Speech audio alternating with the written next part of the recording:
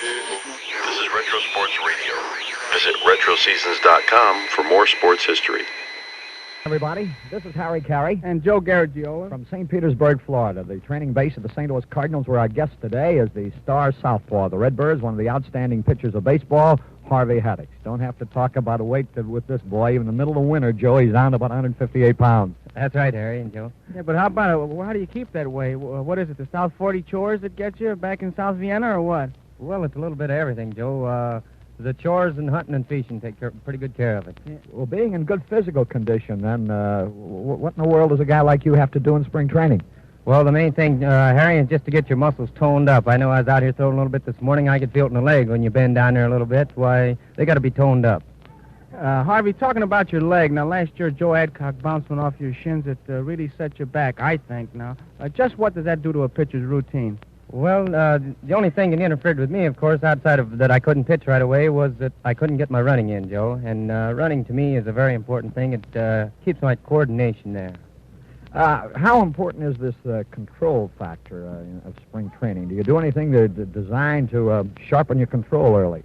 Well, nothing in particular, Harry, except that you just try to throw that ball on the corners where you would naturally want to throw it. That's about all I ever do for my control, and, of course, you try to pitch high or low accordingly where you want to pitch. Yeah. I guess with each training camp, though, things get a little bit easier, don't they, Harvey? Well, yes, you know a little bit more what you're going to do every year, which makes it easier. You don't have to worry, too, Joe, about making the ball club as much. No, that's right, Harry. But I saw Harvey this morning just as an example to the young fellas that here's a fellow that won 20 games, won 18 last year, and yet he was out there working on a different pitch. Now, last year it was a knuckleball. This year you got a secret weapon. Why, Harvey, do you work on a different pitch? Well, Joe, every pitch that I can pick up, I think will help. Now, if I can get a pitch and will win me one ball game, I think it's well paid for.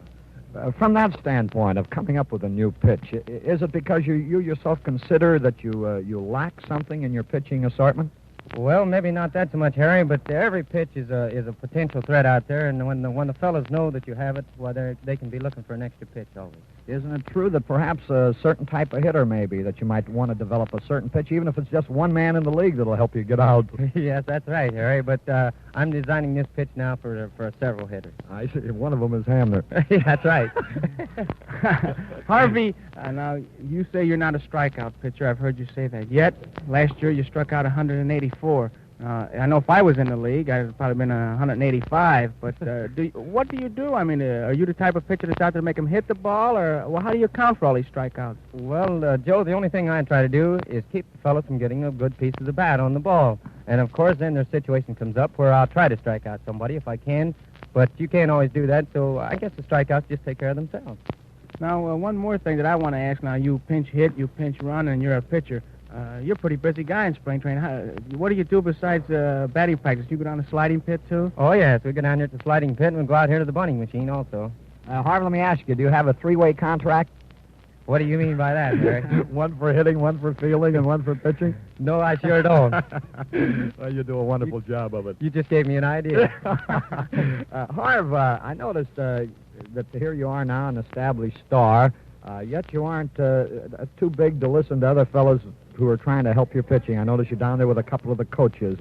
I imagine they can contribute quite a bit. Well, sure, Harry. Anything I can pick up in this game, and I figure that you can't get too old or too young to learn anything in this game, and the more you can pick up in it, the better.